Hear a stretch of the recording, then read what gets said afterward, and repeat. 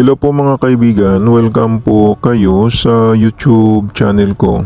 Ibabahagi ko po sa inyo ang mutya ng Encantadang Serena na binigay po sa akin ng aking mga saob Tres Marias Encantada.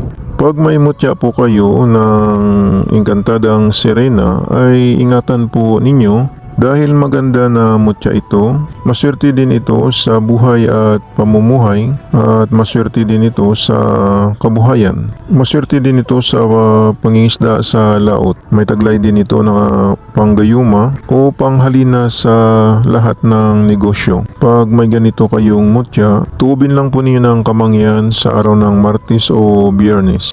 Pagdalhin po ninyo ito sa laot, ilagay po ninyo ito sa itim na pouch at tuubin ng kamangyan bago dalhin ninyo sa laot sa pangingisda po ninyo. Pag pumunta naman po kayo sa inyong negosyo, ilagay lang po ninyo ito sa pulang pouch at tuubin ng kamangyan ang pouch na nalagyan ng mutya ng Serena. Tingnan na lang po ninyo ang video ng mutya ng Serena na binigay po sa akin.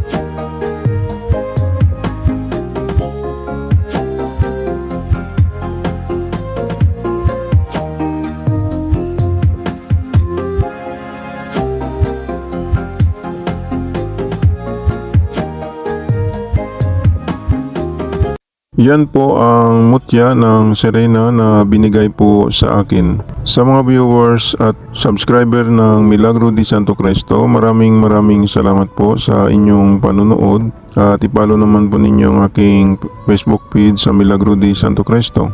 At ipalo din ninyo ang aking shop sa Shopee. At mag-subscribe naman po kayo sa YouTube channel ko. Panoorin na lang po ninyo ang second channel ko sa YouTube, sa Milagro di Santo Cristo 2. Baka may magustuhan po kayo ng mga lamang gamot na magagamit po ninyo. Paalala lang po, ang mga mayuwagang dasal at orasyon na binabahagi ko sa inyo ay gagamitin lang po ninyo sa kabutihan. Gumagana na. Ito hindi na kailangan ng 49 days na dasal. Ang kailangan lang magdasal kayo sa Panginoong Hesus sa gabi bago matulog. At pagkagising ninyo sa umaga magdasal din kayo. Mananalig lang sa Panginoong Hesus para lalong lalakas ang mga pagsambit sa mga mahiwagang orasyon na gagamitin po ninyo. Yan lang po, maraming salamat at God bless sa inyong lahat.